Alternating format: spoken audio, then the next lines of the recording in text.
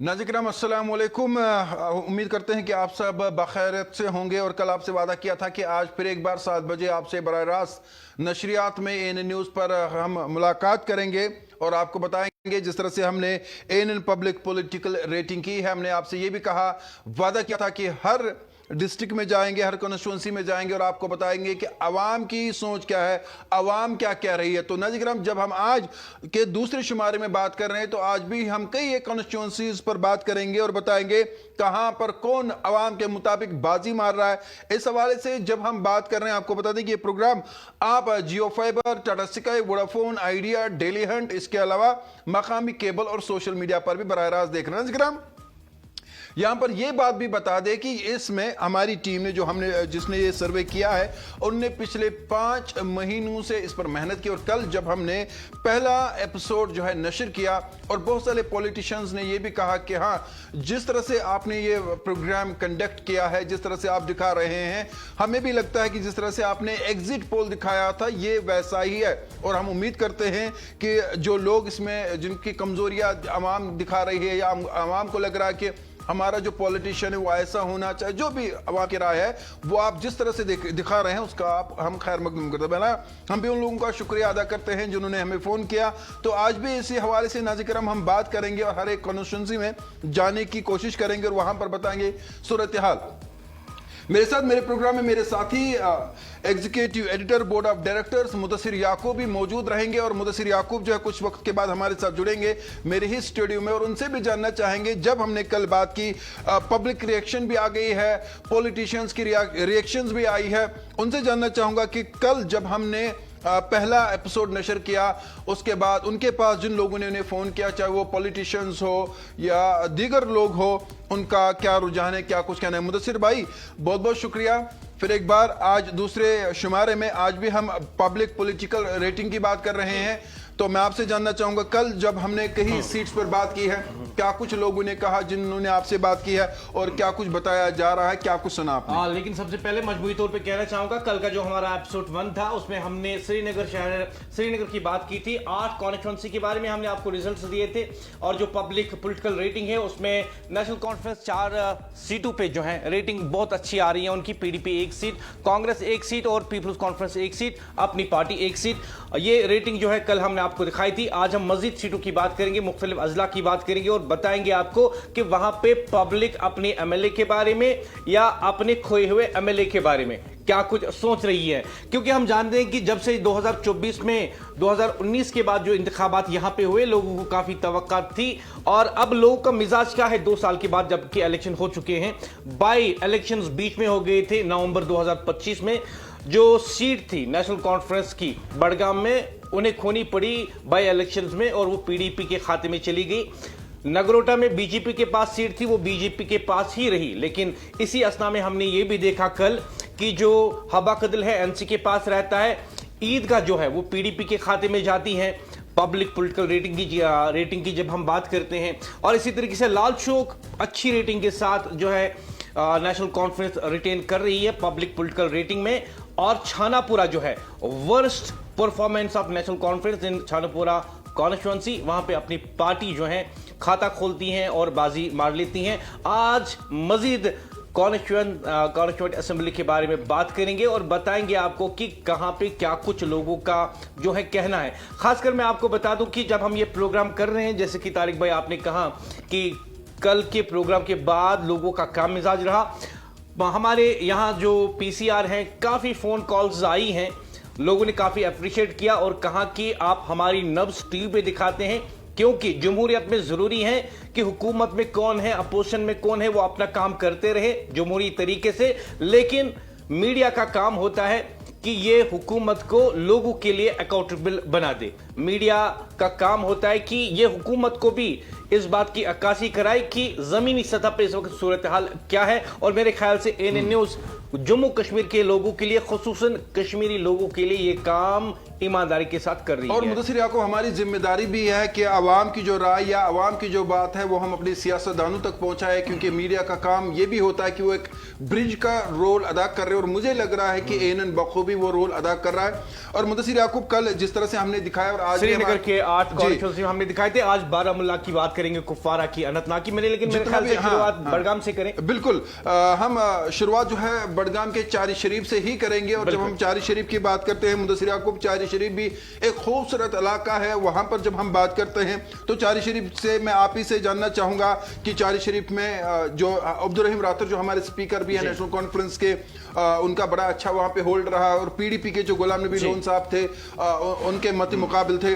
और जब हम दोनों की बात करते हैं, अब्दुल रहीम रातर की बात करें तो उनका एक बड़ा वहां पर कह सकते हैं 1983 की जब हम बात करें, या 1987 की बात करें, 1996 की बात करें, जहां तक मुझे याद है, और 2002 की बात करें या 2008 की बात करें, तो उन्होंने करीबन 5 बार वहां पर बाजी मारी है। और 2014 में भी हमने देखा कि नेशनल कॉन्फ्रेंस ने किस तरह से वहां पर जो है जीत हासिल की, जो कि अब्दुल रहीम रातर के हक में जाती है। और मुदस्सिर याकूब, उनके मत मुकाबिल जो बड़े लीडर वहां पर देखे जा रहे हैं, वो गुलाम नबी लोन है पीडीपी के, और हमने देखा कि उनका भी एक अच्छा रोल रहा है। और जब हम 2018 की बात करते हैं, जम्मू कश्मीर जो पीपल पॉलिटिकल पार्टी है, महबूबा मुफ्ती की सरबराही में उन्हें जनरल सेक्रेटरी का भी खिताब दिया गया था। रातर साहब ने 1977 में असल में पहला इलेक्शन लड़ा था, और 1977 के बाद लगातार उन्होंने तमाम इलेक्शन जीते हैं, सिवाय 2014 के, जब पीडीपी के जो उनके हांजुरा साहब थे उन्होंने उनको हराया था। मार्जिन बहुत कम रहा था, लेकिन 2024 में हम देखते हैं कि रातर साहब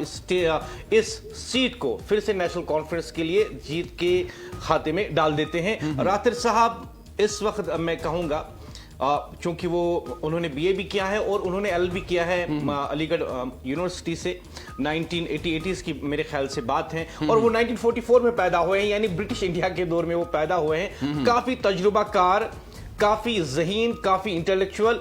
अभी जम्मू कश्मीर में वो बतौर स्पीकर के काम संभाल रहे हैं, जिम्मेदारी संभाल रहे हैं असेंबली में। और मेरे ख्याल से पॉलिटिक्स को छोड़ के तमाम जम्मू कश्मीर के लोग उन्हें बड़ी इज्जत से देखते हैं और उनका एहतराम करते हैं पॉलिटिक्स की, क्योंकि पॉलिटिकल आइडियोलॉजी मुख्तलिफ हो सकती हैं। और जाती तौर पे एज ए जर्नलिस्ट जितना काम हमने उनके साथ किया है, हमेशा हमने पाया है कि काफी ऑनेस्ट हैं, काफी सिंसियर हैं, और हमेशा लोगों की मदद करने की कोशिश करते हैं। हम आगे भी मुदस्सिर याकूब बात करेंगे, और हम चाहेंगे क्या हम यहाँ पर पहले पब्लिक पॉलिटिकल रेटिंग दिखाएं, उसके बाद आई एम एक्साइटेड जी। तो चारी शरीफ की जब हम नाज़िर हम बात करते हैं, आइए सबसे पहले जो है आज दूसरे एपिसोड में हम बात करते हैं चारी शरीफ की, और आपके टीवी स्क्रीन पर हम दिखाने जा रहे हैं एएनएन पब्लिक पॉलिटिकल रेटिंग। चलिए देखते हैं वहां पर अवाम किसको इस वक्त अपना बेहतरीन नुमाइंदा मानती है आपके टीवी स्क्रीन पर। और सिटिंग एमएलए वहां पे हैं राथिर साहब, और उनके बाद मुकाबल पीडीपी के हांजुरा। लेकिन पब्लिक की पल्स क्या कहती है, what's the public mandate, let's see on your television screen.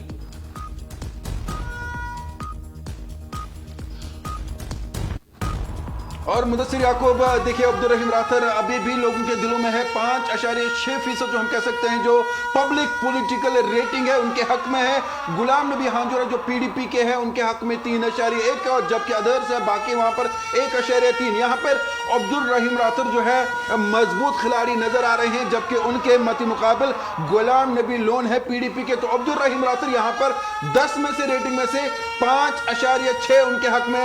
Chari Sharif constituency की हम बात कर रहे हैं, बिल्कुल बहुत अच्छी रेटिंग राथिर साहब के लिए, जो उनकी कॉन्स्टिट्यूंसी में उनके लोगों ने उन्हीं के लिए दी है। 5.6, 5.6 out of 10। It is an excellent rating, I must say Tariq भाई, इट्स एन एक्सीलेंट रेटिंग। चार शरीफ कॉन्स्टिट्यूंसी के लोगों ने राथिर साहब को इतना प्यार दिया है, इतना एतमाद दिया है, उसका मतलब है कि राथिर साहब आज भी लोगों के लिए खड़े हैं, उनका काम कर रहे हैं। जब हम 2024 इलेक्शंस की बात करते हैं तो राथिर साहब को इसमें 35,957 वोट्स मिले थे। 48 या 49% के करीब जो है शेयर जो है वोट का उनको मिला था, जबकि उनके मुकाबल पीडीपी का जो कैंडिडेट है महज 24,000 वोट्स पे ही उन्हें इत्मीनान करना पड़ा था, और महज 23% वोट शेयर उन्हें मिला था। लेकिन राथिर साहब ने साबित कर दिया कि वो अब भी लोगों के लिए खड़े हैं, और लोगों ने साबित कर दिया कि हम राथिर साहब के साथ खड़े हैं। जी हाँ मुदस्सिर याकूब, जब हम अब्दुल रहीम राथिर की बात करें, हमने पहले कहा कि उनका जो ग्राउंड है वो काफी मजबूत है, और 30 साल के बाद वो वहां पर जो है 2014 में इलेक्शन हारते हैं। तो आप समझ सकते हैं अब्दुल रहीम राथिर के साथ जो है लोगों का बड़ा प्यार कितना ज्यादा है। और जब हम इस वाले इंतखाब अभी की बात करते हैं, जो 5 महीने से हमारी टीम ने सर्वे किया है, लोगों से बात की है, जांचा है है, जाना है, उसमें यही पता चल रहा है कि अब्दुल रहीम राथर ही एक ऐसे शख्स है अभी फिलहाल अभी तक जिन्हें पब्लिक जो है अपना लीडर मानती है। और जिस तरह से आपने मुदस्सिर याकूब कहा करीबन 35,957 वोट्स उन्होंने हासिल किए, जो एक बहुत बड़ा वोट शेयर उनके पास था। और गुलाम नबी लोन जो पीडीपी के, उनने 24,461 वोट हासिल किए। तो यहां पर अभी भी पब्लिक के दिल में, चार शरीफ के लोगों के दिल में अब्दुल रहीम राथर है। इससे पहले कि हम अगली कॉन्स्टिट्यूंसी पे बढ़े, मैं बताना चाहूंगा तारिक भाई आपको कि जो चारी शरीफ की कॉन्स्टिट्यूंसी है, जो भी उसमें डेवलपमेंट्स अब तक हुई हैं 2014 की मैं छोड़ देता हूं जब हंजूरी साहब थे, जो भी वहां पे तरक्याती काम हुए हैं आप देख लीजिए कि वो सारे राथर साहब ने किए हैं अपनी कॉन्स्टिट्यूंसी में।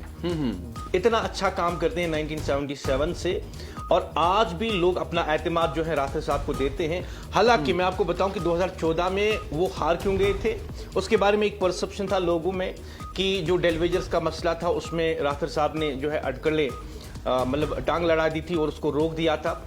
जब मैंने राथर साहब का भी इंटरव्यू किया तो मैंने उनसे ये सवाल पूछा था कि आप के बारे में ऐसा नेगेटिव चलता है मार्केट में, आप क्या कहना चाहेंगे। उन्होंने साफ साफ डिनाई कर दिया और कहा कि जो भी डेलीवेजर्स हैं मेरे अपने बच्चे हैं and I am the first person to fight for their rights. और राथर साहब की कॉन्स्टिट्यूंसी में आप देखेंगे, जहां पे आप देखेंगे कि लोगों के पास रोजगार भी हैं, वहीं पे आप देखेंगे सड़कें भी अच्छी हैं, पानी भी मिल रहा है, और जो अंदरूनी इलाके हैं देहात के, वहां पे भी वो जाके खुद इस बात को यकीनी बनाते हैं कि लोगों की तकालीफ और ग्रीवेंसेस को दूर किया जाए। Excellent rating for the sitting MLA of Chari Sharif constituency, और मेरे ख्याल से वो इससे ज्यादा भी डिजर्व कर सकते थे, लेकिन उनकी कॉन्स्टिट्यूंसी है 5.6, that means around 6 out of 10 उनको मिला है। It's an excellent rating. और हंजूरा साहब 2014 में जीत गए थे पीडीपी के मैंडेट पे। जब हमने एग्जिट पोल किया था, हंजूरा साहब के जो चाहने वाले हैं उन्होंने हमें कॉल किया था, कहा था कि आपका एग्जिट पोल गलत है। मैंने कहा था क्यों, उन्होंने कहा था क्योंकि चार शरीफ में हंजूरा साहब जीतेंगे। मैंने कहा था हमारा एग्जिट पोल है, साइंटिफिक डाटा है, लेट्स सी द रिजल्ट्स आए तो पता चला कि एएनएन न्यूज का एग्जिट पोल 99 नहीं बल्कि 100% करेक्ट था। बिल्कुल मुदस्सिर याकूब, आपने सही कहा। और जब हम बात करते हैं अब्दुल रहीम राथर के, आखिर में फिर एक बात बताएंगे कि एक ऐसे लीडर है जिन्होंने 5 बार जो है लगातार इलेक्शन जीता है, जिस तरह से आपने भी कहा 6 बार वो 2024 को लेकर।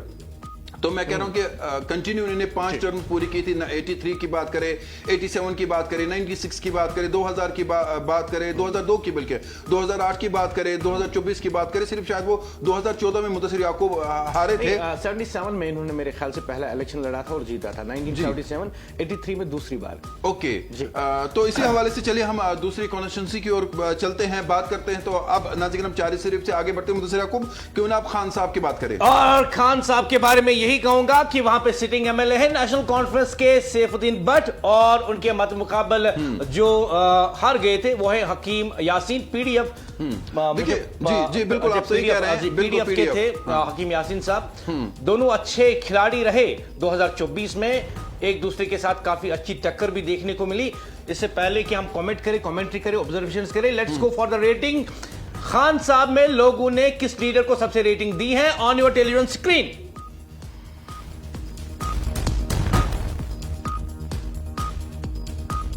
और हम बात कर रहे हैं यहाँ पर खान साहब के बारे में, जहाँ पर हकीम यासीन और सैफुद्दीन भट्ट जो कि नेशनल कॉन्फ्रेंस के लीडर है, अभी वो वहाँ पर सिटिंग एमएलए हैं, और हकीम मोहम्मद यासीन वहाँ पर हारे थे। और आपकी टीवी स्क्रीन पर पब्लिक पॉलिटिकल रेटिंग, और हकीम यासीन यहाँ पर पब्लिक के दिलों में है, और जो पॉलिटिकल पब्लिक रेटिंग है नाज़रीन, वहाँ पर हकीम यासीन बाजी मार रहे हैं। 5.4% उनके हक में पब्लिक है। और सैफुद्दीन भट्ट की बात करें जो कि वहां के एमएलए हैं, 4.3, जबकि मंजूर वानी वहां पर है 0.3। जो मंजूर वानी है ये किस पार्टी के हैं मुदस्सिर याकूब? ये पीडीपी के हैं और यहाँ पे साफ साफ नजर आ रहा है कि हकीम यासीन को एक अच्छी एक्सीलेंट रेटिंग मिली है खान साहब कॉन्स्टिट्यूंसी में। हकीम साहब को बहुत बहुत मुबारक इस पॉलिटिकल पब्लिक रेटिंग के लिए जो लोगों ने उन्हीं की कॉन्स्टिट्यूंसी में उनको दिया है। मेरे ख्याल से एक अच्छी खबर है पीडीएफ के लिए, हकीम यासीन के लिए, कि उन्हें अच्छी रेटिंग मिली है। लेकिन जहां पे हम बात करते हैं डिफरेंस की, तो मेरे ख्याल से 1.1 का डिफरेंस है, यानी सैफुद्दीन भट्ट जो है वो भी उतने पीछे है नहीं, उनको भी पब्लिक के हिसाब से मजीद काम करना होगा और कर भी रहे होंगे, उसमें कोई शक है नहीं। लेकिन अभी जो जमीनी सूरत हाल बता रही है वो ये कि सैफुद्दीन भट्ट 1.1% के हिसाब से वो पीछे हैं हकीम यासीन और ऐसा से। भी है मुदस्सिर याकूब, जब हम एडवोकेट सैफुद्दीन भट्ट की बात करते हैं तो देखते हैं कि अपने इलाके में मौजूद है, लोगों के लिए काम कर रहे हैं, जितना उनसे हो सकता है वो कर रहे हैं। लेकिन हकीम मोहम्मद यासीन की बात करें तो वो पुराने मंजे हुए खिलाड़ी रहे हैं, कैबिनेट मिनिस्टर भी शायद रहे हैं हकीम मोहम्मद यासीन साहब। ट्रांसपोर्ट मिनिस्टर भी रहे हैं और तब भी उनका बहुत काम था। और जब आप बडगाम की बात करते हैं, खान साहब की बात करते हैं, तो मैंने खुद देखा है जब हकीम मोहम्मद यासीन साहब कैबिनेट मिनिस्टर थे और उन दूर दराज इलाके थे, अभी मुझे नाम याद नहीं आ रहे, जहां पे मैंने देखा कि जबरदस्त रोड्स बनाए गए थे और लोगों से जब हम बात करते थे वो कहते थे कि हकीम मोहम्मद यासीन यहां पहुंचे हैं। और आज की डेट में अगर बडगाम में आप देखेंगे, खान साहब में देखेंगे, तो काफी ज्यादा जो तरक्की देखेंगे उसमें कहीं ना कहीं हकीम मोहम्मद यासीन का भी रोल है। सैफुद्दीन भट्ट भी जो है काम कर रहे हैं अपने इलाके में। लेकिन हकीम मोहम्मद यासीन की बात करें तो वो ऐसे खिलाड़ी हैं जो तब वहां पर इलाके में काम कर रहे थे, चाहे वो बिजली का मामला हो, पानी का मामला हो, रोड्स का मामला हो, तो उन्होंने लोगों के लिए वहां पर अच्छा खासा काम किया है। और आप जब देखेंगे इस कॉन्स्टिट्यूंसी में मेरे ख्याल से तकरीबन 11 कैंडिडेट जो हैं उन्होंने एक दूसरे के साथ कंटेस्ट किया था, लेकिन जो सरफरिस्त रहे वो रहे सैफुद्दीन भट्ट, जिन्होंने 33,000 के करीब जो है वोट हासिल किए थे। उसके बाद हमने देखा कि हकीम मोहम्मद यासीन, जिन्होंने इस कॉन्स्टिट्यूंसी को कई बार शुरू किया है, लगातार शुरू किया है, वो हार जाते हैं 2024 में और 21,000 के करीब उन्हें वोट मिल जाते हैं। लेकिन आज 2 साल के बाद, इलेक्शंस के बाद, हम देख रहे हैं कि जो खान साहब की कॉन्स्टिट्यूंसी के बेशतर लोग हैं, मेजॉरिटी लोग हैं, वो हकीम यासीन को मिस कर रहे हैं और उन्हें एक बेहतरीन रेटिंग उन्होंने दी है, जो कि हम आपको बता रहे हैं पब्लिक पॉलिटिकल रेटिंग, उसमें जो है वो नजर आ रहे हैं। हालांकि उसके बाद जो है बाकी जो कैंडिडेट्स हैं वो काबिल जिक्र है ही नहीं, क्योंकि यही 2,000, 3,000 और 1,500 के करीब उन्हें वोट मिले थे। और मुझे याद आ रहा है यहाँ पे कि हकीम साहब ने असल में इनको शायद, मेरे ख्याल से, ये मेरी जाती राय है, माई ऑब्जर्वेशन है, जब 2026 में डिलिमिटेशन के बाद पहली बार इंतखाबात हुए, थोड़ा सा कंफ्यूज हुए होंगे, क्योंकि जिन इलाकों में इन्होंने पूरी कॉन्स्टिट्यूंसी में काम अच्छा ही किया है खान साहब में, लेकिन जो इनके बहुत सारे इलाके कट गए वो चार शरीफ के साथ आ गए। बिल्कुल। और मेरे ख्याल से एक माइनस पॉइंट इनके लिए वो रहा। और जहां तक मुझे याद है 1983 में शायद हकीम मोहम्मद यासीन साहब जो है पहली बार एमएलए बने थे, फिर 1987 में भी, 2002 में भी वो थे एमएलए जी, 2002 में थे, 2008 में थे, तो उनका जो है बड़ा कंट्रीब्यूशन है। 2002 में उन्होंने पीडीपी को अपना जो है सपोर्ट दिया था और 2002 में ही ये जो है ट्रांसपोर्ट मिनिस्टर बने थे और मेरे ख्याल से I was in 12th perhaps और 10th, कुछ ऐसा ही था। तो तब जो है हमारी मुलाकात पहली बार हुई थी और आपको याद होगा कि इनकी जो रिहाइशगाह है तुलसी बाग में, वहाँ पे खान साहब कॉन्स्टिट्यूंसी से लोग आते थे, कहते थे कि जनाब ट्रांसफार्मर खराब है, तो हाँ, हमने बहुत बार देखा कि वहीं पे फोन निकाल के अथॉरिटीज को कि ट्रांसफार्मर ठीक कर दो। और जितने भी मसाइल इनके कॉन्स्टिट्यूंसी में हुआ करते थे, जब लोगों को लगता था कि अभी ये 1-2 दिनों के लिए शहर गए हैं, तो वो यही आते थे और इनके दरवाजे तो हमेशा हमने खुले देखे उनके लिए। बात ये भी है कि सैफुद्दीन भट्ट जो है वो पहली बार जीत रहे हैं वहां पे, तो हकीम यासीन के बारे में तो क्या ही बात करें यहाँ पर। और सोज साहब ने भी अच्छा, माफ कीजिएगा, सैफुद्दीन भट्ट साहब ने भी अच्छा काम किया है कॉन्स्टिट्यूंसी में। जब हम भट्ट साहब की बात करते हैं तो हम आए दिन देखते हैं कि कई इलाकों का ये दौरा करते रहते हैं, कई इलाकों में लोगों के मसाइल सुनते हैं और ये एक अच्छी निशानी है, क्योंकि भट्ट साहब अभी हकीम साहब से 1.1 पीछे हैं। अभी इलेक्शन में 2-2.5 साल अभी और हैं। बिल्कुल, फिगर्स कभी भी चेंज हो सकते हैं, लेकिन दोनों के लिए एक अच्छी मैसेज है। हकीम साहब को मजीद ऐसे ही काम करना है और भट्ट साहब को ये कि जो जितना काम करते हैं उसमें सूरत लानी है। बिल्कुल। और इसी तरह अगर हम बात करें तो सैफुद्दीन भट्ट साहब ने जो है करीबन 33,225 वोट उन्होंने लिए थे, जबकि हकीम मोहम्मद यासीन ने 21,611 वोट लिए थे और वहां पर जो तीसरे थे, बाकी लोग थे, वो 2,000-3,000 वोट ले रहे थे। बहरहाल हम बात कर रहे थे अभी नाज़िर किराम खान साहब के बारे में और आगे बढ़ते हैं और आगे बात करते हैं। नहीं, मैं एक बात कहना चाहूंगा तारिक भाई जी, बताएं कि जो सोज साहब हैं, इनका जो पीए हैं, मेरे ख्याल से उनका नाम है इरशाद, शायद इरशाद साहब उनका नाम है, वो भी काफी प्रोफेशनल है, क्योंकि जितनी बार भी हमारी इंटरेक्शन उनसे हुई है वो बड़ी प्रोफेशनली बात करते हैं। और मैं कहना चाहूंगा कि ऐसे ही पीए अगर हर एमएलए के पास हो तो अच्छी बात है। आगे बात करते हैं मुदस्सिर याकूब यहाँ पर बीरवा के हवाले से। तो बीरवा की बात करें तो वहां पर मैं अपने नाज़रीन को बता दूं कि बीरवा भी एक बडगाम डिस्ट्रिक्ट में बहुत अहम रोल अदा करता है पॉलिटिक्स के हवाले से। वोट रेशियो यहाँ पर काफी ज्यादा रहता है। यहाँ पर हमने हमेशा देखा है कि लोग बढ़ चढ़ कर जो है इंतखाबात में हिस्सा लेते हैं जब भी हो। तो बीरवा में मुदस्सिर याकूब, आप इस बारे में क्या कुछ कहेंगे? वहां पर जो है शायद डॉक्टर शफी थे नेशनल, जी डॉक्टर शफी नेशनल कॉन्फ्रेंस बीरवा के बीरवा से जो है जी। शफी अहमद वानी साहब, जी इन्हें डॉक्टर इसलिए कहते हैं क्योंकि जहां तक मेरी याददाश्त मेरा साथ दे रही है, ये सीएमओ भी रहे हैं, चीफ मेडिकल ऑफिसर।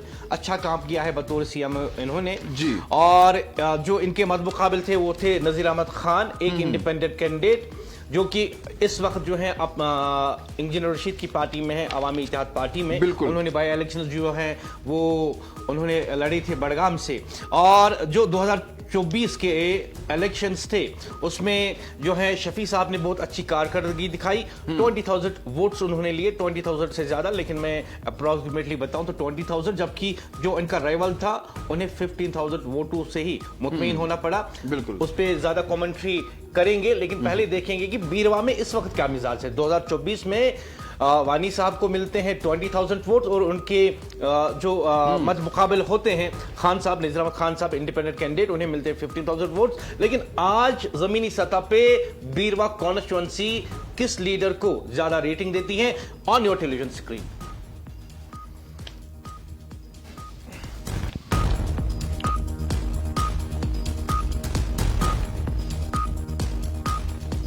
और पब्लिक रेटिंग आपके टीवी स्क्रीन पर नाज़िर हम आपको दिखा रहे हैं बीरवा के हवाले से। और आइए देखते हैं यहाँ पर पब्लिक पॉलिटिकल रेटिंग दिखा रही है। नजीर अहमद खान 4.3 और उसके बाद शफी अहमद वानी 3.7 और जो दीगर है वो 2%। मुदस्सिर याकूब, यानी यहाँ पे जो नजीर अहमद हैं जिन्होंने पिछली बार 15,000 वोट लिए थे नेशनल कॉन्फ्रेंस के खिलाफ, वो आज अपनी इस बीरवा कॉन्स्टिट्यूएंसी में आगे हैं। रेटिंग बता रही है, पब्लिक पॉलिटिकल रेटिंग बता रही है कि बीरवा कॉन्स्टिट्यूएंसी में नजीर खान को 4.3 आउट ऑफ 10 रेटिंग मिली है, पब्लिक रेटिंग मिली है। यानी नेशनल कॉन्फ्रेंस यहाँ पे बिछड़ती हुई नजर आ रही है दौरे हाजरा में। लेकिन अच्छी बात यह है यहाँ पे कि जो शफी साहब है, can you show me that rating again please? जी फिर से दिखाएं, फिर से दिखाइए रेटिंग जी। हाँ ठीक है ऐसे। और ये देखिए कि जो नजीर साहब है, इन्होंने बाई इलेक्शंस लड़े थे बड़गाम बाईपुल से जो हुए थे, वहां पे उन्होंने लड़े थे जी। और अब देख लीजिए तारिक भाई, 4.3 है नजीर अहमद खान, 3.7 है मोहम्मद शफी, अदर्स को छोड़ दीजिए। 3.7 एंड 4.3 0.1 का फासला है, 0.1 फासला है, काफी कम है। लेकिन जब आप वोट बैंक की बात करेंगे तो ये फासला बहुत बढ़ जाता है। यानी जरूरत इस बात की है कि नेशनल कॉन्फ्रेंस के सिटिंग एमएलए को यहाँ पे बहुत मेहनत करनी होगी ताकि आइंदा उन्हें रेटिंग इससे बेहतर मिल सके। याकूब, यहाँ पर डॉक्टर शफी वानी जो है उन्होंने जो वोट लिया था, जो उनके हक में गया था, वो 20,118 वोट गए थे। नजीर अहमद खान 15,900 करीबन 57 वोट जो है उनके हक में गए थे। तो यहाँ पर जब हम 20,000 और 15,000 15,000 के करीब जो वोट पड़े थे। नजीर अहमद खान के बारे में भी जरूर ये कहूंगा कि वो खुद उठे हैं, बड़ी मेहनत की है उन्होंने। और इंडिपेंडेंट मुदस्सिर याकूब, जब आप किसी बड़ी पार्टी के खिलाफ लड़ते हैं बड़ा मुश्किल होता है। और वहां पर जो है हम देख रहे हैं कि नजीर अहमद खान जो है वो कहीं ना कहीं आवाम में जो है वो आगे बढ़ रहे हैं लोगों के दिलों में। और डॉक्टर शफी वानी की बात करें तो चूंकि या मैं ये कहूं कि एज का तकाजा, या वो उस तरह से इंटरेक्शन लोगों के साथ नहीं कर पाते हैं जिस तरह से नजीर अहमद खान कर पा रहे हैं, क्योंकि नजीर अहमद खान को हम देख रहे हैं कि वो हर जगह पे अपनी प्रेजेंस भी दिखा रहे हैं। पिछली बार मुझे याद है हम एक स्टोरी कर रहे थे, इनके कॉन्स्टिट्यूएंसी में एक गांव आता है, मैं उस गांव का नाम भूल गया। तो वहां पे जब हमारी टीम गई थी तो उन्होंने कहा था कि वहां पीने के पानी की बहुत किल्लत है। और उन्हीं दिनों असेंबली का सेशन जो है जम्मू में होने वाला था। तो मैंने बजाते खुद इनसे बात की उस दिन एमएलए साहब से जो कि है शफी साहब। हाँ जी। तो वो ही वाज वेरी पोलाइट और उन्होंने कहा कि अगर ऐसा मसला है मैं अभी अथॉरिटी से बात करता हूँ और इसको जल्द से जल्द निपटाने की कोशिश करेंगे। हालांकि बाद में मुझे पता चला कि उन्होंने कोशिश तो की थी लेकिन वो मसला बहुत जल्दी हल नहीं हो पाया था। And that can be the reason कि जब आप लोगों के ये छोटे मोटे मसले, पानी बिजली वगैरह का जल्दी हल नहीं कर पाता है, किसी मोहल्ले का कहीं पे तार गिर गई है, लाइनमैन नहीं आ रहा है, पीडीडी के लोग नहीं आ रहे हैं उसको रेस्टोर करने के लिए, तो वो माइनस पॉइंट एमएलए को जरूर जाता है कहीं ना कहीं। अगर ऐसा, जो कि हमने एक मिसाल दी इनके बारे में, अगर ऐसा कहीं और मोहल्लों में हुआ होगा, that can B one of the reasons कि नेशनल कॉन्फ्रेंस का सिटिंग एमएलए इसकी रेटिंग यहाँ पे आज डाउन दिखाई देती है। और मैं ये बीरवा के बारे में आपको एक इंटरेस्टिंग इंटरेस्टिंग बात बताऊं तारिक भाई, और आपको याद होगी लेकिन मैं याद दिलाऊंगा आपको कि बीरवा कॉन्स्टिट्यूंसी में एक और शख्स ने भी इलेक्शन लड़ा था। वो कौन थे वो भी बता दें। वो सर्जन अहमद वगे यानी सर्जन बरकाती की बेटी जो है जब फॉर्म भरने गई थी, और आपने देखा होगा कि सोशल मीडिया पे कुछ वीडियो क्लिप्स बहुत वायरल हो गई थी जब वो लोगों से कह रही थी या किसी कैंडिडेट से कह रही थी मेरे ख्याल से कि मेरा साथ दीजिए वगैरह, या कहाँ जा रहा था। पहले उन्होंने बड़गाम गई थी, बड़गाम में शायद उनका फॉर्म रिजेक्ट हुआ था, फिर बीरवा गई थी, तो बीरवा में उन्हें जो है 12,000 के करीब वोट मिले थे। 12,000 के करीब उन्हें भी मेरे ख्याल से वोट मिले थे। और मुदस्सिर याकूब, हम बात कर रहे थे बीरवा के हवाले से, और अब एक ऐसी जगह है जिसका जिस तरह जब हम श्रीनगर की बात करते हैं, इसी तरह से बड़गाम का भी एक पॉलिटिक्स का मेन रोल है। बड़गाम टाउन का हमने देखा कि वहां पर भी उमर अब्दुल्ला भी जो है वहां पर, जहां तक मुझे याद है, इलेक्शंस में गए थे, और उसके बाद 2024 में फिर चूंकि वो वहां से जो है उनको वो सीट छोड़नी पड़ी ताकि वो लेकिन उससे पहले बड़गाम से पहले वो बीरवा के एमएलए रहे थे 2014 में जी। और जब 2024 के इलेक्शंस थे तो उन्होंने बीरवा को छोड़ दिया और बड़गाम आ गए, और बड़गाम के साथ साथ उन्होंने गांधरबल में भी लड़ा था। लेकिन चूंकि जब उन्होंने फिर गांधरबल सीट को रिटेन कर दिया एंड अंडर द रूल्स उन्होंने बड़गाम को वैकेट कर दिया था। बिल्कुल। और मैं चाहूंगा कि आप हमें याद दिलाएं कि उमर साहब ने उस वक्त कितने वोट लाए थे 2024 में बड़गाम से? उन्होंने करीबन 36,000 वोट लिए थे, 36,10 36,010 वोट्स उन्होंने वहां से तब लिए थे। और उसके बाद हमने देखा कि बाई इलेक्शन मुकाबल थे मुंतजिर साहब, उन्होंने 17,525 वोट लिए थे। यानी हम कह सकते हैं कि उमर अब्दुल्ला साहब ने 36,000 वोट्स लिए थे बड़गाम से, जबकि उनके मदमुकाबल पीडीपी के कैंडिडेट ने 17,000 लिए थे। इससे पहले मजीद कमेंट्स करें, रेटिंग के लिए जाए। बिल्कुल, पहले रेटिंग के लिए, क्योंकि आवाम इंतजार कर रही है। तो चलिए देखते हैं बड़गाम में आवाम का पल्स क्या है, मैंडेट क्या है, रेटिंग क्या है अपने लीडर्स के लिए। The rating of Budgam constituency on your television screen.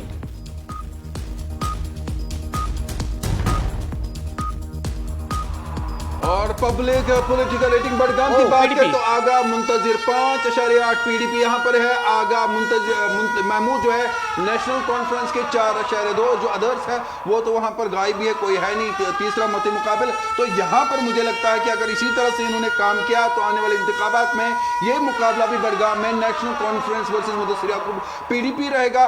और यहाँ पर अगर आगा मुंतजिर की बात करें तो मुझे लगता है कि वो काफी आगे हैं। और रेटिंग की बात करें पब्लिक पॉलिटिकल रेटिंग तो 10 में से 5.8 जो है वो पीडीपी के खाते में बड़गाम कॉन्स्टिट्यूएंसी में जाते हैं। आगा मुंतजिर याकूब। फिलहाल आगा मुंतजिर साहब को बहुत बहुत मुबारक, हाल ही में एमएलए बने हैं, लेकिन रेटिंग बरकरार है, बहुत अच्छी है, 5.8। It's an excellent rating. PDP को भी बहुत बहुत मुबारक, कम से कम बड़गाम में यहां पे उनका खाता खुल जाता है इस पब्लिक पॉलिटिकल रेटिंग में। एक अच्छी बात पीडीपी के लिए कि बड़गाम की जो सीट है कॉन्स्टिट्यूएंसी में उनको हाईएस्ट रेटिंग मिली है।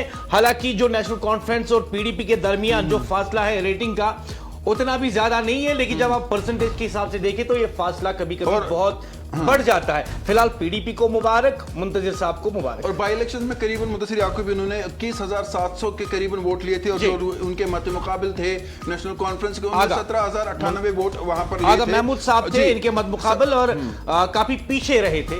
हालांकि उसमें कहा गया था कि उसमें जो है आगा रूहुल्लाह का भी फैक्टर है। बाद में जब उमर अब्दुल्ला साहब ने मीडिया से बात की थी तो उन्होंने एक बात कही थी, कहा था कि जो आगा रूहुल्लाह साहब है उन्होंने इस इलेक्शन कैंपेन में हिस्सा नहीं लिया तो आने वाले कई सदियों तक अब पीडीपी उनको जगह नहीं देगी। हालांकि बहुत सारे लोगों ने उस स्टेटमेंट को जो है उसकी मुखालफत की। उन्होंने कहा कि उमर साहब को ऐसा बयान नहीं देना चाहिए था अपने ही एक सीनियर लीडर के बारे में, क्योंकि हम जानते हैं पॉलिटिशियन अपनी जगह, लेकिन जो अवामी इज्जत और एहतराम जो है आगा रूहुल्लाह साहब का किया जाता है। और फिर उस इलाके में या उस कॉन्स्टिट्यूएंसी में जो अवाम है वो मायूस भी हो जाती है जब आप खुद कहते हैं कि अब हम यहाँ पर कहीं नहीं जीतेंगे। तो जो आपके अपने लोग भी हैं वो भी अपोनेंट की पार्टी में बैठकर जो है वो देखते हैं कि नहीं यहाँ पर हमारी सेफ्टी है और हम यहाँ पर सेफ है। लेकिन यहाँ पर जब हम बात करते हैं पीडीपी की मुदस्सिर याकूब और आगा मुंतजिर की बात करते हैं अभी भी जब मैं आपसे बात कर रहा हूं तो ये हर जगह पर मौजूद रहते हैं। कहीं पर भी लोगों के मसाइल हो, कोई मामला हो, तो ये वहां पर जाकर जो है लोगों के साथ बात करते हैं, बैठते हैं, और वो कहीं ना कहीं इनका प्लस पॉइंट है। और अगर इसी तरह से ये आने वाले 2-2.5 साल काम करते रहे तो मुझे लगता है कि ये पीडीपी के लिए बड़गाम में प्लस पॉइंट रहेगा। मुदस्सिर याकूब, एक अहम बात यहां पर जरूर कहूंगा कि पीडीपी के लिए बड़गाम बहुत इंपॉर्टेंट है। देखिए, नेशनल कॉन्फ्रेंस का वहां हारना एक हिस्ट्री है, और जब आप पीडीपी वहां जीतते हैं तो मुझे लगता है कि पीडीपी को वहां पर मजीद काम करने की जरूरत है। नहीं, देखिए, मैं आपसे पार्शली डिसएग्री करूंगा और मैं आपको कहूंगा कि मुंतजिर साहब पे जब हम पहले बात करते तो मुंतजिर साहब ने जिस दिन इलेक्शन जीता उसकी शाम को ही मेरे ख्याल से इन्होंने अपनी गाड़ी किसी बीमार को दी थी कि इसको हॉस्पिटल पहुंचाना है। उसके अगले दिन किसी मोहल्ले में जो बिजली काटी गई थी पूरे मोहल्ले की, ये खुद निकलते हैं सड़क पे, अथॉरिटी से बात करते हैं और काफी एग्रेसिव भी हो गए थे उस दिन लोगों के खातिर कि आप लोगों को परेशान क्यों करते हैं। तो देखिए, जब एमएलए आपका अपनी गाड़ी भी लोगों के लिए रखे, लोगों के लिए खुद सड़क पे आए, लोगों के मसाइल न सिर्फ जाने बल्कि उनका इजाला करने की भी कोशिश करें, तो रेटिंग तो इनको ऑफ कोर्स ऐसी ही मिलेगी। वही तो मैं मुदस्सिर याकूब कह रहा था। और पीडीपी के लिए भी तो जरूरी है ना कि वो सीट को बचा के रखे, क्योंकि हमने जो पिछले इंतखाबात में देखा ये सीट तो उन्होंने बाई इलेक्शन में जीती है ना। जब आप तो देखिए, देखिए, मैं ये कहना चाहूंगा कि कोई भी एमएलए हो, किसी भी कॉन्स्टिट्यूएंसी में हो, एक्चुअली जो भी एमएलए अपनी कॉन्स्टिट्यूएंसी में कर रहा है, ही represents his party in the constituency. बिल्कुल। अगर वो गलत करता है तो लोग ये मान के चलते हैं कि पार्टी गलत है। अगर एमएलए जमीनी सतह पे अच्छा काम करता है तो लोग कहते हैं कि ये पार्टी बहुत अच्छी है। बिल्कुल। तो कई बार हमने ये भी देखा है कि एक एमएलए जो है वो न सिर्फ लोगों की खिदमत करके उनका दिल जीतता है और आप नेक्स्ट इलेक्शन में अपनी जीत भी पक्की कर लेता है, बल्कि वो अपनी पार्टी का नाम, रुतबा और एहतराम भी बढ़ा देता है लोगों की नजरों में। और मेरे ख्याल से जितना अरसा अभी तक इन्होंने काम किया है मुंतजिर साहब ने, बहुत अच्छा किया है। और मैं अगर आपको बताऊं, हालांकि बहुत सारे लोग जो है ना अंदर की बात जब मैं बोलता हूं तो काफी नाराज हो जाते हैं, बट बताइए फिर। Let me tell you very briefly. And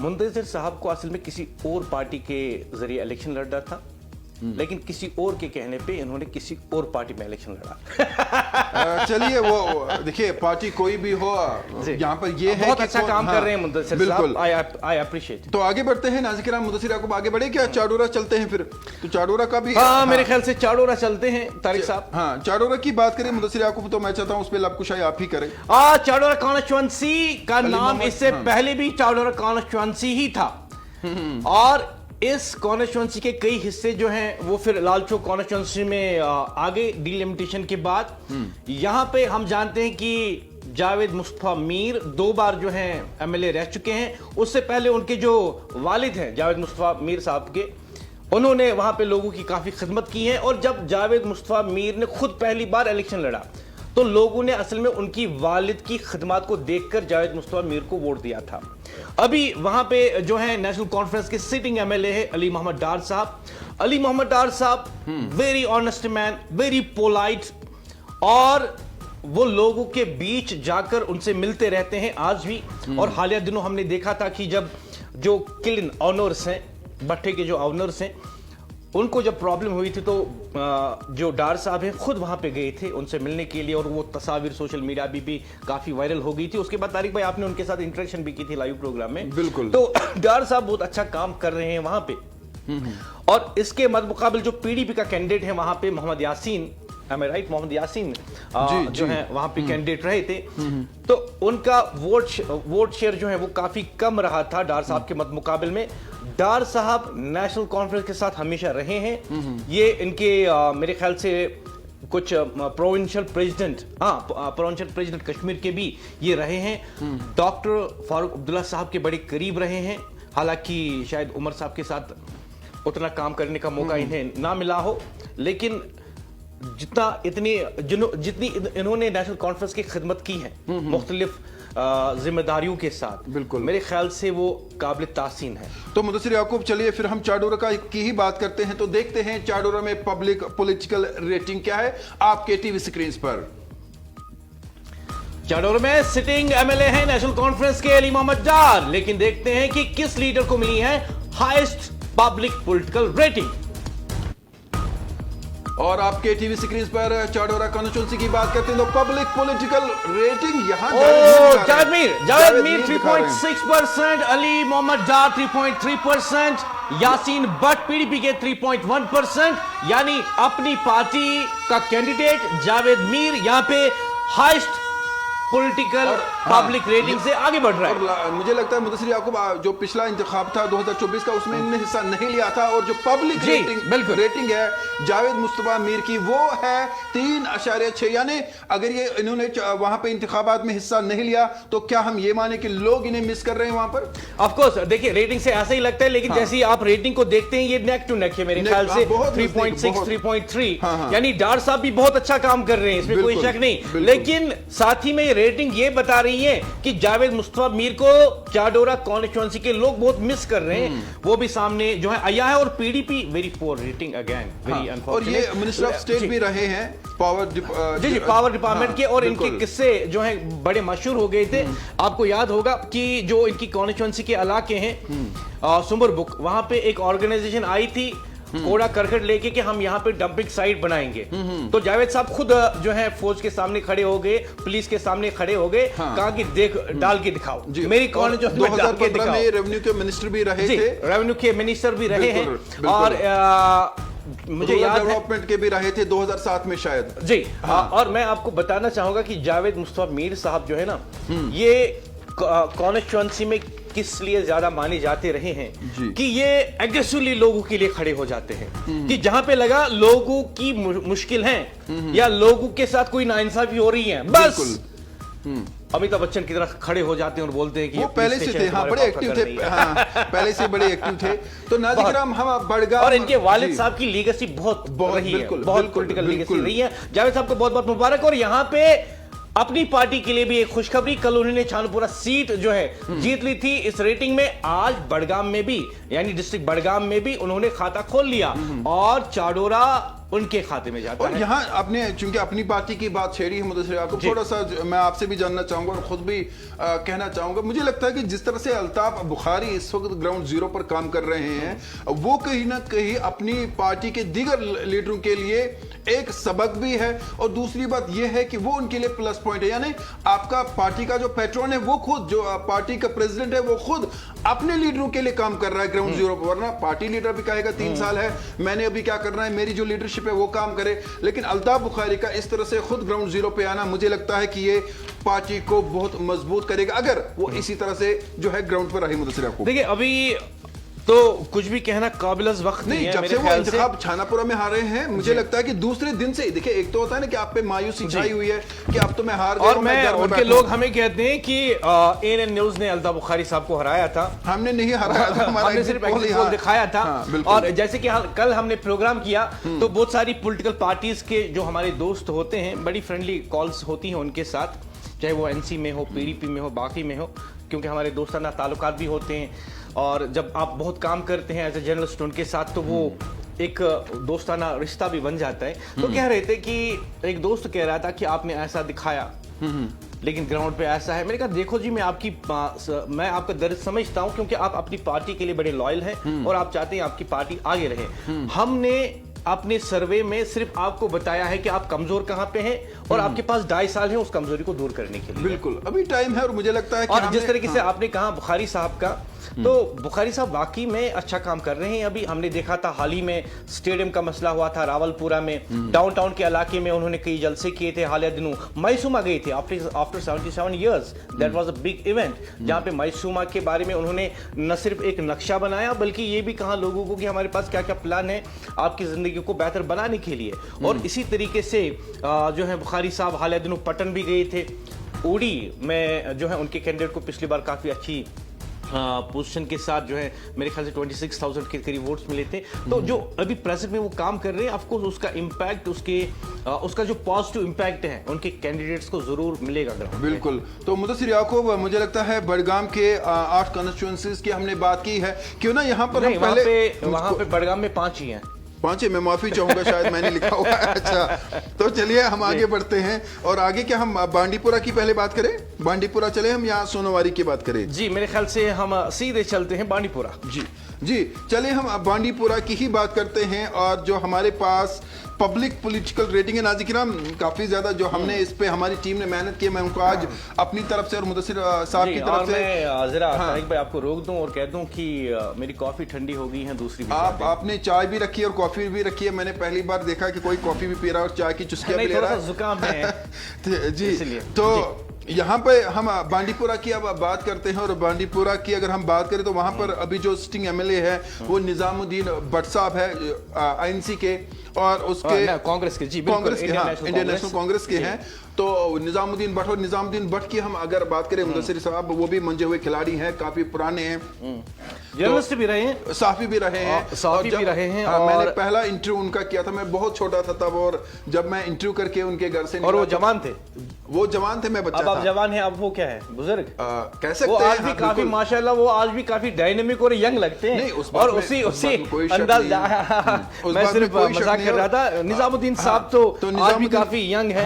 और उस्मान मजीद साहब, बात पूरी करना चाहूंगा। तो जब मैंने उनका वो इंटरव्यू किया था, छोटे थे तब, उतना पता भी नहीं था, तो उन्होंने मुझे कहा था कि मैं भी सहाफी रहा हूं, मैं तुम्हें सिखाऊंगा। तो फिर उन्होंने मुझे कुछ छोटी छोटी बातें बताई थी, मुझे आज भी याद है। और जब कोई इतना बड़ा, इतना सीनियर लीडर आपको सिखाए और कहे कि आपने मेरा इंटरव्यू तो अच्छा कर दिया, मैं आपको कुछ चीजें सिखाता हूं, तो मुझे आज भी बहुत पुरानी वाली बात है, मुझे लगता है 2008 या 2000, हाँ करीबन 2008 की बात है।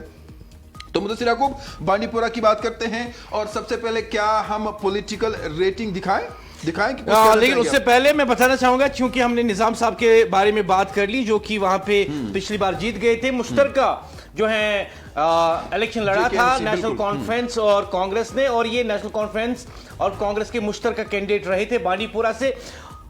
निजामुद्दीन साहब के मद मुकाबले में थे उस्मान मजीद साहब, और उस्मान मजीद साहब ने 19,000 के करीब वोट्स हासिल किए थे, जबकि निजामुद्दीन भट्ट साहब ने 20,000 के करीब जो है वोट्स हासिल कर लिए थे। और इससे पहले कि हम रेटिंग पे जाए, एक बात तो जरूरी बनती है यहाँ पे दोनों कैंडिडेट्स के बारे में।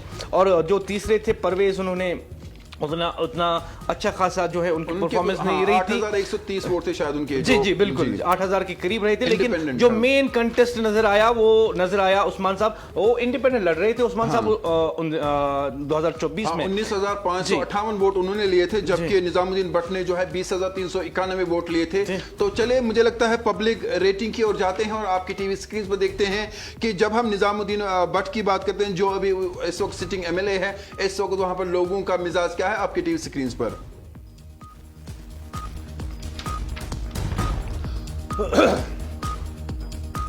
और सिटिंग एमएलए वहां पे हैं कांग्रेस के निजामुद्दीन भट्ट, उनके मत मुकाबले रहे थे उस्मान मजीद। अभी पब्लिक ने किस लीडर को सबसे ज्यादा रेटिंग दी है on your television screen? Nizamuddin Bhatt 5% के साथ बहुत आगे, बहुत एक्सीलेंट रेटिंग। और उस्मान मजीद 3.5% के साथ। शफकत काजमी 1.5 के साथ। शफकत काजमी अपनी पार्टी के कैंडिडेट रहे थे, उस्मान मजीद ने इंडिपेंडेंट लड़ा था, और निजामुद्दीन भट्ट जो है ये कांग्रेस और नेशनल कॉन्फ्रेंस के मुश्तरका कैंडिडेट रहे थे। और आज रेटिंग ये बता रही है कि निजाम साहब बहुत अच्छी रेटिंग के साथ आगे हैं, उस्मान साहब पीछे चले गए हैं, जबकि अपनी पार्टी जो है वो तीसरे नंबर पे है। और यहां पे निजामुद्दीन भट्ट साहब को बहुत बहुत मुबारक, बांडीपुरा कॉन्स्टिट्यूएंसी ने आपको हाईएस्ट रेटिंग दी है 5 out of 10, that means excellent rating. मैं कहूंगा एक अच्छी रेटिंग है, गुड रेटिंग है निजामुद्दीन भट्ट साहब जो है, आपने देखा पिछली बार भी असेंबली में काफी खबा हुए थे सरकार से, और फिर असेंबली से बाहर गए थे जब उन्होंने कहा था वहां पर कि यहाँ सुना नहीं जाता। और हमने फिर देखा कि किस तरह से सभी पॉलिटिशियन वहां पर जो है उठे और उन्होंने कहा निजामुद्दीन साहब आप बहुत सीनियर है, आप बैठिए, आप बात करें, और फिर मौका भी मिला। तो इस बात से ये बात साबित होती है कि निजामुद्दीन साहब की बड़ी इज्जत भी जो है की जाती है, क्योंकि काफी सीनियर है। लेकिन एक अहम बात भी है, जब हम 2024 इलेक्शंस की बात करते हैं तो उस्मान साहब को इन्होंने 811 वोटों से हराया था। तो उसका मतलब यह है कि अगर वही रिदम आज भी जारी है जमीनी सतह पे, तो मेरे ख्याल से अगर ये भट्ट साहब को मिलते हैं 5, तो मेरे ख्याल से 4.9 रेटिंग होनी चाहिए थी ये उस्मान साहब के लिए। लेकिन उस्मान साहब की रेटिंग गिर गई है यहाँ पे। उस्मान साहब के लिए अच्छी खबर नहीं है, जबकि अपनी पार्टी तीसरे नंबर पे आ गई है। बिल्कुल। उनके जो शफकत हैं वो तीसरे नंबर पे आ गए। फिलहाल निजाम साहब को बहुत बहुत मुबारक इस रेटिंग के लिए। चलिए मुदस्सिर याकूब, हम बात कर रहे थे और आगे बढ़ते हैं। बांडीपुरा के बाद हम सीधे चलेंगे सोनावारी, और सोनावारी की हम बात करेंगे तो वहां पर इस वक्त जो सिटिंग एमएलए है वो मोहम्मद हिलाल अकबर लोन है नेशनल कॉन्फ्रेंस के, और उनकी बात करें तो उन्होंने करीबन 31,553 वोट्स हासिल किए थे, और उनके मुकाबले जो वहां पर थे यासिर ऋषि थे, और वो उनकी बात करें इंडिपेंडेंट थे 17,791 वोट लिए थे, और तीसरे नंबर वहां पर मुदस्सिर याकूब इम्तियाज अहमद परे रहे थे अपनी पार्टी के, जिन्होंने 17,608 वोट हासिल किए थे। और जैसे कि हिलाल अकबर लोन जो है उन्होंने 31,000 के करीब वोट लिए थे, लेकिन जो दूसरे और तीसरे नंबर पे थे उन दोनों ने जो है 17,000 वोट्स हासिल किए थे। सिर्फ फर्क 100 वोट्स का तकरीबन रहा था second and third runner up में। मुकाबला बड़ा कठिन था, लेकिन जो लेगेसी रही है वहां पे लोन साहब की, हाँ, उसमें मोहम्मद अकबर लोन साहब की, बिल्कुल उनकी उसका फायदा उनके फर्जंद को जरूर मिला है, और उनके फर्जंद भी इस वक्त जो है कॉन्फ्रेंस में अच्छा काम कर रहे हैं। लेकिन अभी लोगों का क्या कुछ कहना है, let's see the rating of Sonawari constituency on your television screen.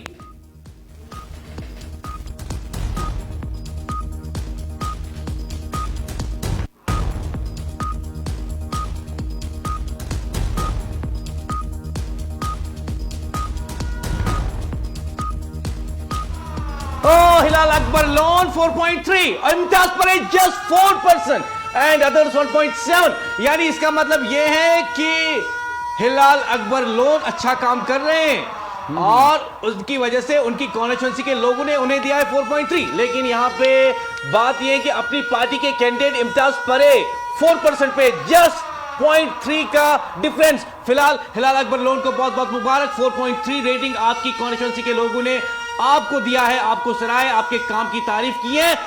National conference के खाते में एक अच्छी खबर कि उनका एमएलए, सिटिंग एमएलए यहां पे बहुत अच्छा काम कर रहा है। वेल डन हिलाल अकबर लोन। बिल्कुल, यहां पर हिलाल अकबर लोन की बात करें तो वो यहां पर कहीं ना कहीं पब्लिक के दिलों में अभी भी है, और उनके दिलों में गर्व बना कर रखा है। लेकिन जब हम अपनी पार्टी को भी देखते हैं, वो भी काफी डिफरेंस। बिल्कुल, और वहां पर मुकाबला कड़ा होगा, जो आने वाला इंतखाबात होंगे, अभी टाइम है। लेकिन मुझे लगता है ये मुकाबला भी अपनी पार्टी नेशनल कॉन्फ्रेंस और पीडीपी के दरमियान होगा। नज़ीर, आज हम बात करें ऑन रिकॉर्ड, लेकिन पीडीपी कहां है? तब होगी, अभी नहीं है। तब होगी।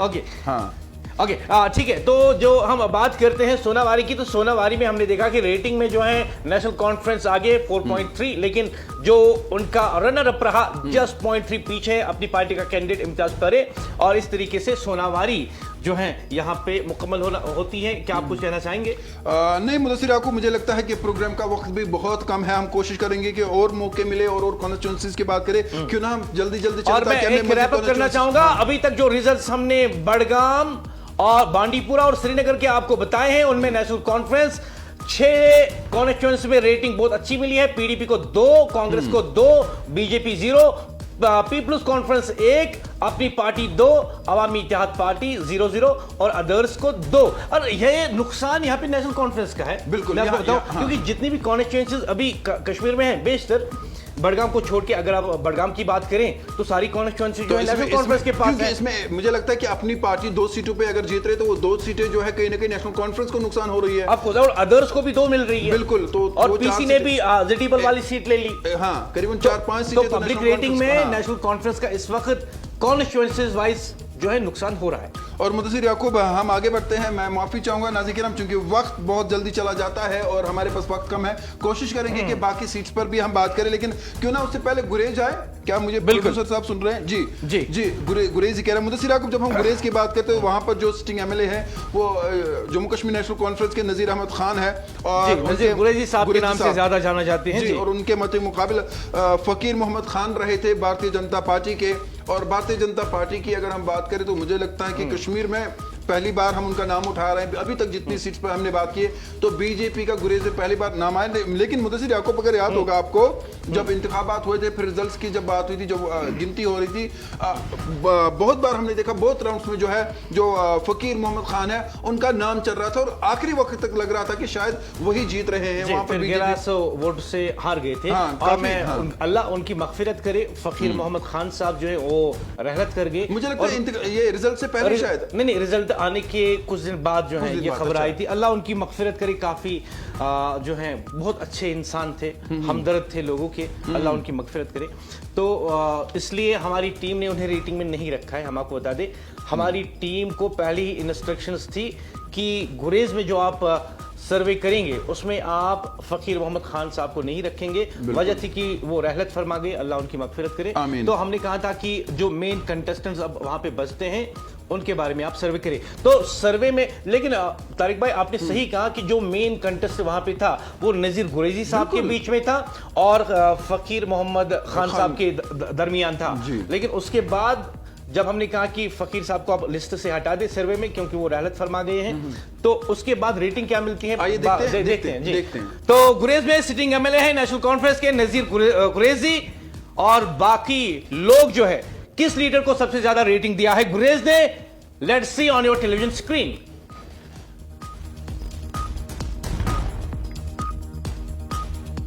और गुरेज कॉन्स्टिट्यूंसी की बात करें तो पब्लिक पॉलिटिकल जो रेटिंग है वो नजीर खान के हक में जाती है 6.7, यानी बड़ी इमारत इन्होंने तामीर करके रखी है और इसे गिराना बड़ा मुश्किल होगा। और उनके मद्दे मुकाबले भी है नासिर लोन जो कि अपनी DAP के हैं। और अभी नाजिर जब हम गुरेज की मुदस्सिर को बात कर रहे हैं तो मुझे लगता है कि नजीर खान अगर इसी तरह से काम करते रहे तो नजीर खान को वहां पे हराना बड़ा मुश्किल है। और हमारी तरफ से नजीर गुरेजी को जो है गुरेज कॉन्स्टिट्यूंसी के हवाले से मुबारकबाद हो, पब्लिक रेटिंग के हवाले से वो काफी ज्यादा आगे हैं। नजीर गुरेजी बहुत बहुत मुबारक, आप लगातार जो है गुरेज पर अपना फतह का झंडा जाते आए हैं और अब की बार जो लोगों ने आपको as a sitting MLA public rating दी है 6.7, it is an excellent rating. और मैं कहना चाहूंगा कि जो अच्छा काम आप कर रहे हैं उसे बरकरार रखिए ताकि आप अपनी पार्टी का भी फायदा करें और अपनी इज्जत को मजीद जो है आप बढ़ाते रहें। और जिस तरीके से आपको रेटिंग मिली है, इट्स एन एक्सीलेंट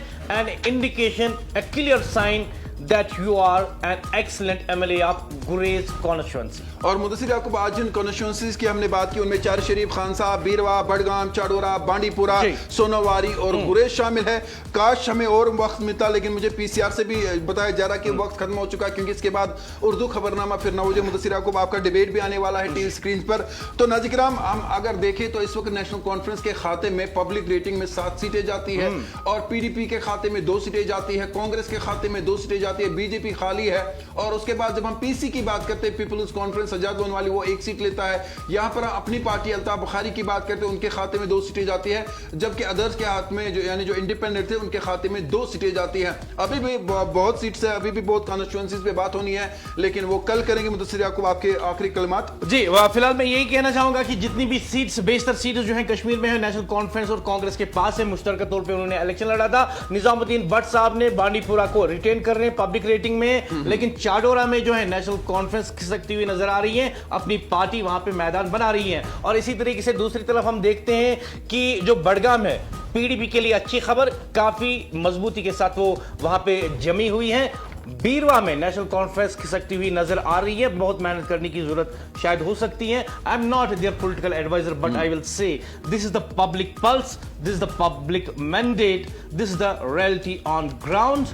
हमने हकाइक आपके सामने रख दी है। और चलिए नाज़रीन किराम, यहाँ पर हम वक्फा लेंगे। इस वक्फे के बाद मेरे साथी आकिब फारूक भट्ट आपके सामने खबरनामा, और फिर कल हम आपसे फिर मिलेंगे 7 बजे दीगर कॉन्स्टिट्यूंसीज के हवाले से बात करनी है, पब्लिक रेटिंग बतानी है। और एक बात यहाँ पर बताना बड़ा जरूरी है, ANN न्यूज नाज़रीन किराम वादी कश्मीर का वाहिद और अवाम का अपना टीवी चैनल है। आपको बता दे कि ANN न्यूज के इन प्रोग्राम्स का मकसद यही है कि जो अवाम है, अवाम की बातें हैं, अवाम के जो मामलात है, मसाइल है, वो हम सरकार तक पहुंचाए और सरकार की जो स्कीम्स हो, बातें हो, वो इंटरेक्शंस हो, वो हम अवाम तक पहुंचाए। एक ब्रिज का काम जो है ANN अदा कर रहा है और हम ये उम्मीद करेंगे कि ANN इसी तरह से, मुदस्सिर याकूब मैं एज एंकर कह रहा हूं कि हम इसी तरह से अपना काम, अपना फर्ज अंजाम देंगे।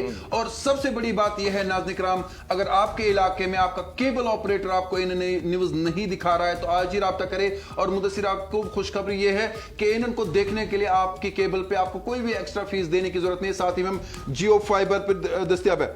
और मैं आपको और एक खुशखबरी भी देना चाहता हूं कश्मीरी अवाम के लिए, अपने लोगों के लिए, और जो न सिर्फ जम्मू कश्मीर बल्कि बाहर बहुत सारे ऐसे कश्मीरी है जो कश्मीर के म्यूजिक के लिए, कश्मीर के सीरियल्स के लिए तरसते हैं। तो मुदस्सिर आपको भी एक खुशखबरी देना बड़ा जरूरी है कि एएनएन आने वाले चंद दिनों में आप तक ANN news entertainment TV channel भी ला रहा है, जिसमें कश्मीरी सीरियल्स, कश्मीरी सॉन्ग्स हम ला रहे हैं। ये इसलिए ताकि हमारे लोग भी कहीं ना कहीं, जो मीडिया इंडस्ट्री है, हम भी आगे बढ़े। इसमें हमारे लिए जरूर दुआ करिएगा मुदस्सिर याकूब। और मैं ये कहना चाहूंगा कि जो एएनएन न्यूज एंटरटेनमेंट है, माफ कीजिएगा, एएनएन न्यूज एंटरटेनमेंट है, वो चैनल हमने खास कर ये रखा है कि जो यहाँ का लोकल टैलेंट है, जो थिएटर करना चाहते हैं, सिंगिंग करना चाहते हैं, म्यूजिक करना चाहते हैं और दूसरे आर्ट में दिलचस्पी रखते हैं, हम उन्हें मौका दें कि आपको कहीं और जाने की जरूरत है नहीं। एएनएन न्यूज आपके लिए प्लेटफॉर्म है। हम खबर ही नहीं चलाएंगे, खबर के लिए एएनएन न्यूज है, लेकिन आपके टैलेंट को उभारने के लिए, दुनिया तक पहुंचाने के लिए एएनएन एंटरटेनमेंट आपके साथ खड़ी है। बहुत बहुत शुक्रिया।